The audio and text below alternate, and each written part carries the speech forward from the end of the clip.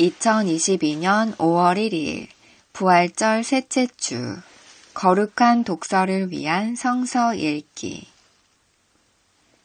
제1독서 사도행전 9장 사울의 회개 사울은 여전히 주님의 제자들을 위협하면서 살기를 띠고 있었다.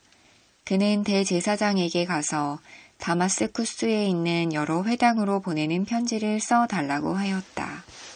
그는 그 도를 믿는 사람은 남자나 여자나 가리지 않고 닥치는 대로 묶어서 예루살렘으로 끌고 오려는 것이었다. 사울이 길을 가다가 다마스쿠스 가까이에 이르렀을 때에 갑자기 하늘에서 환한 빛이 그를 둘러 비추었다. 그는 땅에 엎어졌다. 그리고 그는 사울아 사울아 네가 왜 나를 핍박하느냐 하는 음성을 들었다. 그래서 그가 주님 누구십니까 하고 물으니 나는 네가 핍박하는 예수다. 일어나서 성 안으로 들어가거라. 네가 해야 할 일을 일러줄 사람이 있을 것이다 하는 음성이 들려왔다. 그와 동행하는 사람들은 소리는 들었으나 아무도 보이지 않으므로 말을 못하고 멍하게 서 있었다. 사울은 땅에서 일어나서 눈을 떴으나 아무것도 볼 수가 없었다. 그래서 사람들이 그의 손을 끌고 다마스쿠스로 데리고 갔다. 그는 사흘 동안 앞을 보지 못하는 상태에서 먹지도 않고 마시지도 않았다. 그런데 다마스쿠스에는 아나니아라는 제자가 있었다.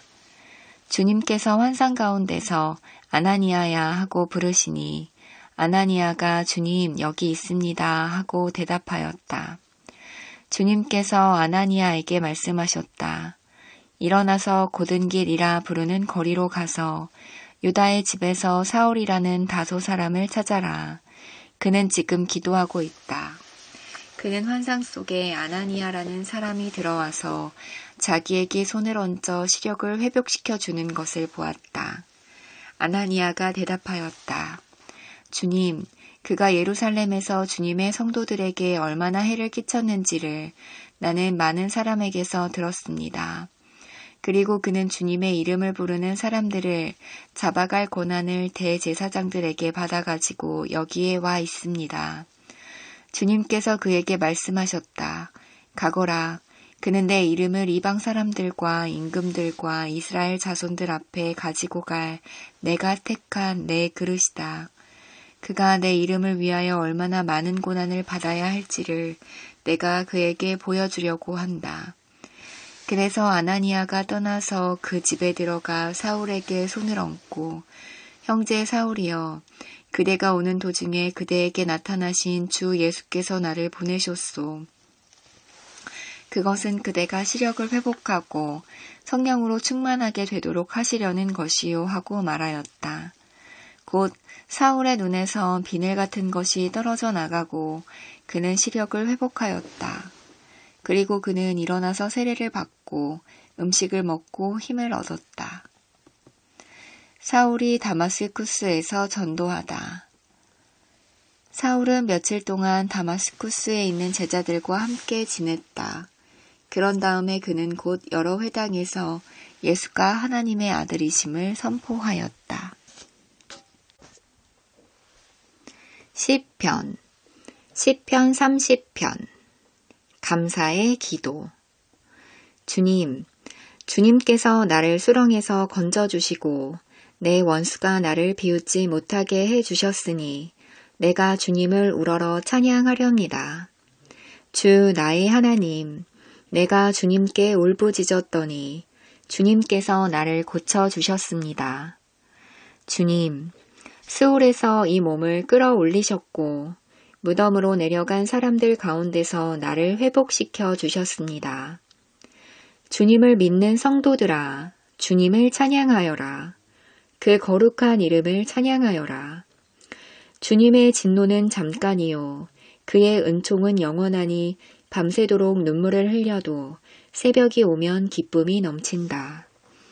내가 편히 지낼 때에는 이제는 영원히 흔들리지 않겠지 하였지만 태산보다 더 든든하게 은총으로 나를 지켜주시던 주님께서 나를 외면하시자마자 나는 그만 두려움에 사로잡히고 말았습니다. 주님, 내가 주님께 부르짖었고 주님께 은혜를 간구하였습니다. 내가 죽은들 주님께 무슨 유익이 되겠습니까? 내가 죽어 구덩이에 던져지는 것이 주님께 무슨 유익이 되겠습니까? 한 줌의 티끌이 주님을 찬양할 수 있습니까? 한 줌의 흙이 주님의 진리를 전파할 수 있습니까? 주님, 귀를 기울이시고 들어주십시오. 나에게 은혜를 베풀어 주십시오. 주님, 주님께서 나를 돕는 분이 되어 주십시오. 주님께서는 내 통곡을 기쁨의 춤으로 바꾸어 주셨습니다. 나에게서 슬픔의 상복을 벗기시고 기쁨의 나들이 옷을 갈아입히셨기에 내 영혼이 잠잠할 수 없어서 주님을 찬양하렵니다. 주 나의 하나님, 내가 영원토록 주님께 감사를 드리렵니다. 제2독서 요한계시록 5장 두루마리와 어린 양. 나는 또 그 보좌와 생물들과 장로들을 둘러선 많은 천사를 보고 그들의 음성도 들었습니다. 그들의 수는 수만이었습니다. 그들은 큰 소리로 죽임을 당하신 어린 양은 권세와 부와 지혜와 힘과 존귀와 영광과 찬양을 받으시기에 합당하십니다 하고 외치고 있었습니다. 나는 또 하늘과 땅 위와 땅 아래와 바다에 있는 모든 피조물과 또 그들 가운데 있는 만물이 이런 말로 외치는 소리를 들었습니다. 보좌에 앉으신 분과 어린 양께서는 찬양과 존귀와 영광과 권능을 영원 무궁하도록 받으십시오. 그러자 내 생물은 아멘 하고 장로들은 엎드려서 경배하였습니다. 복음서 요한복음 21장 일곱 제자에게 나타나시다. 그 뒤에 예수께서 디베랴 바다에서 다시 제자들에게 자기를 나타내셨는데 그가 나타나신 경위는 이러하다. 시몬 베드로와 쌍둥이라고 불리는 도마와 갈릴리 가나 사람 나다니엘과 세베대의 아들들과 제자들 가운데서 다른 두 사람이 한자리에 있었다. 시몬 베드로가 그들에게 말하기를 나는 고기를 잡으러 가겠소 하니 그들이 우리도 함께 가겠소 하고 말하였다. 그들은 나가서 배를 탔다. 그러나 그날 밤에는 고기를 한 마리도 잡지 못하였다. 이미 동틀 무렵이 되었다. 그때 예수께서 바닷가에 들어서셨으나 제자들은 그가 예수이신 줄을 알지 못하였다. 그때 예수께서 제자들에게 물으셨다. 얘들아, 무얼 좀 잡았느냐? 그들이 대답하였다. 못 잡았습니다. 예수께서 그들에게 말씀하셨다. 그물을 배 오른쪽에 던져라. 그리하면 잡을 것이다. 제자들이 그물을 던지니 고기가 너무 많이 걸려서 그물을 끌어올릴 수가 없었다. 예수가 사랑하시는 제자가 베드로에게 저분은 주님이시다 하고 말하였다. 시몬 베드로는 주님이시라는 말을 듣고서 벗었던 몸에다가 겉옷을 두르고 바다로 뛰어내렸다. 그러나 나머지 제자들은 작은 배를 탄 채로 고기가 든 그물을 끌면서 해안으로 나왔다. 그들은 육지에서 100자 남짓밖에 떨어지지 않은 곳에 들어가서 고기를 잡고 있었던 것이다. 그들이 땅에 올라와서 보니 숯불을 피워 놓았는데 그 위에 생선이 놓여 있고 빵도 있었다. 예수께서 제자들에게 말씀하셨다. 너희가 지금 잡은 생선을 조금 가져오너라.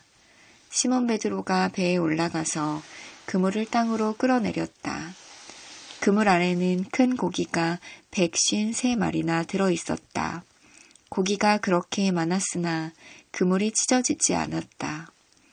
예수께서 그들에게 말씀하셨다. 와서 아침을 먹어라. 제자들 가운데서 아무도 감히 선생님은 누구십니까 하고 묻는 사람이 없었다. 그가 주님이신 것을 알았기 때문이다.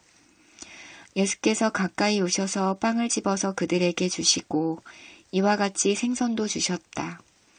예수께서 죽은 사람들 가운데서 살아나신 뒤에 제자들에게 자기를 나타내신 것은 이번이 세 번째였다. 내 양떼를 먹이라. 그들이 아침을 먹은 뒤에 예수께서 시몬 베드로에게 물으셨다. 요한의 아들 시몬아, 네가 이 사람들보다 나를 더 사랑하느냐? 베드로가 대답하였다. 주님, 그렇습니다.